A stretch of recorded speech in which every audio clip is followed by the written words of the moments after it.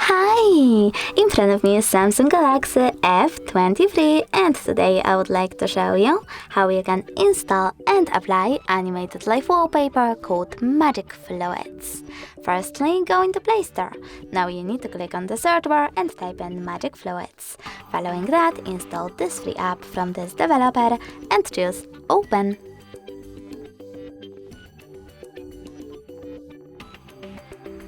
Over here, you need to click on those three lines at the bottom right corner and select Settings. Now tap on I accept. Over here, you can adjust all of those wallpaper settings however you wish to. And when you're ready, click at the top right corner, then bottom one again. This time though, you need to tap on Set as Live Wallpaper, choose Set Wallpaper and decide if you wish to apply it on home screen or home screen and lock screen by tapping on one of those options. So now when I go back, as you can see, my wallpaper has changed. Thanks so much for watching. If you enjoyed this video, leave a like, comment and subscribe.